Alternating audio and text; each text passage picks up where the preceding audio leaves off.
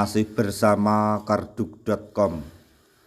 Pada video kali ini kami akan menyampaikan kabar penting untuk para tenaga honorer terkait dengan pendaftaran seleksi P3K tahun 2024,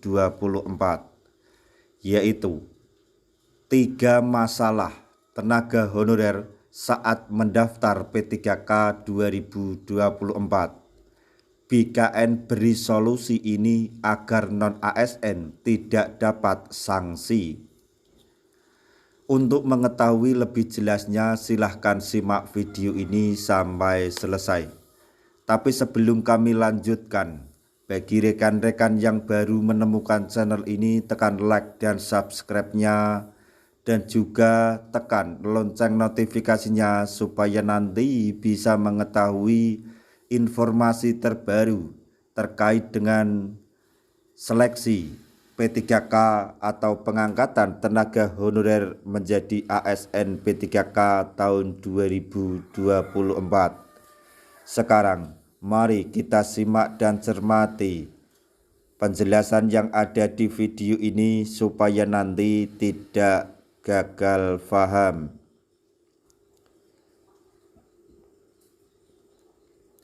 Masa pendaftaran pegawai pemerintah dengan perjanjian kerja atau P3K tahun 2024 menghadirkan berbagai tantangan baru bagi tenaga honorer.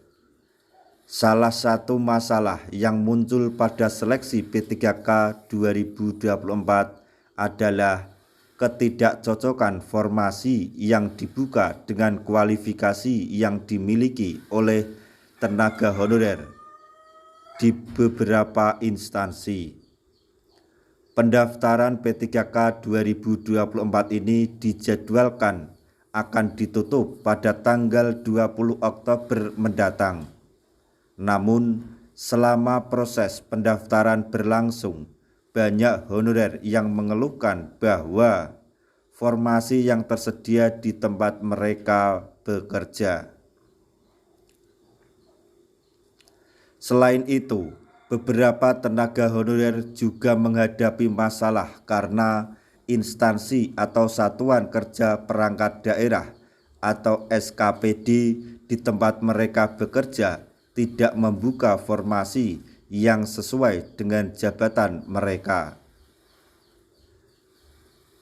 Kondisi ini menambahkan beban bagi para tenaga honorer yang sudah berharap dapat mengikuti seleksi P3K.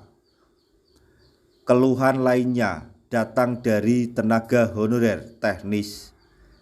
Beberapa formasi masyarakat mensyaratkan adanya sertifikat keahlian, sedangkan banyak honorer tidak memiliki sertifikat tersebut.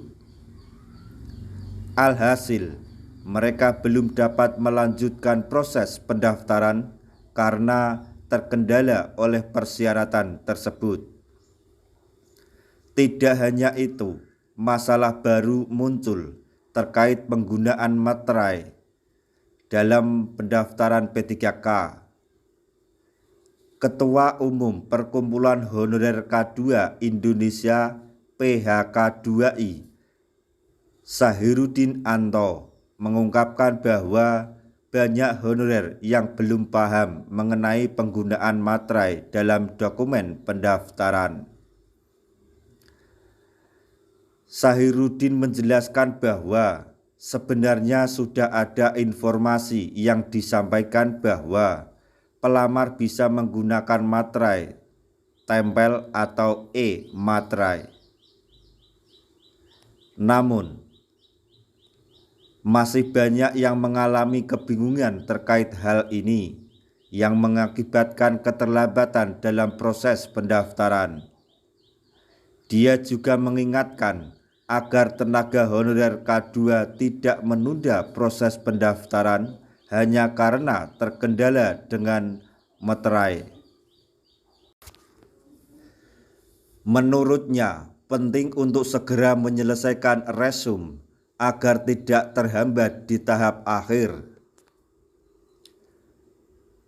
Menanggapi persoalan tersebut, Deputi Bidang Sistem Informasi Kepegawaian atau SINKA dari Badan Kepegawaian Negara atau BKN, Suharmen, memberikan kualifikasi atau klarifikasi bahwa pelamar diperbolehkan menggunakan meterai tempel. Namun, dia mengingatkan agar tidak menggunakan meterai yang palsu atau bekas pakai.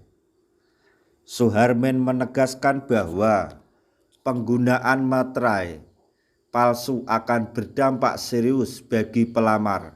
Salah satu sanksi yang akan dikenakan adalah diskualifikasi langsung dari seleksi calon aparatur sipil negara atau CASN 2024. Hal ini menunjukkan betapa pentingnya penggunaan meterai yang sah dalam proses ini. Menurut Suharmen, pemerintah telah memberikan kemudahan dengan memperbolehkan menggunakan meterai tempel maupun e-meterai. Namun, kemudahan ini tidak boleh disalahgunakan oleh pelamar P3K karena ada sistem yang dapat mendeteksi keaslian meterai yang digunakan.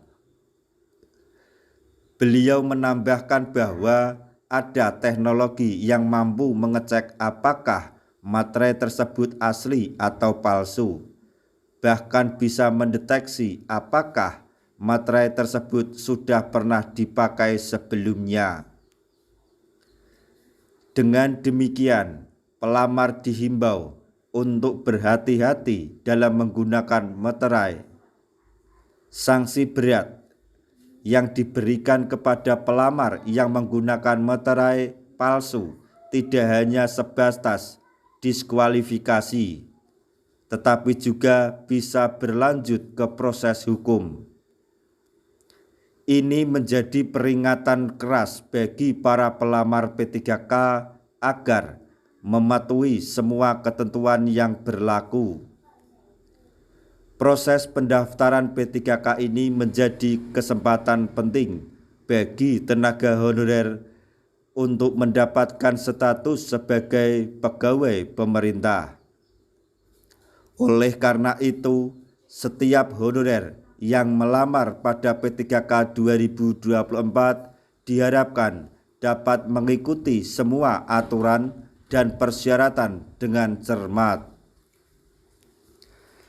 Nah, itu tadi informasi yang dapat kami sampaikan, informasi penting yang datang dari Menpan RB dan BKN terkait dengan proses pendaftaran seleksi P3K tahun 2024,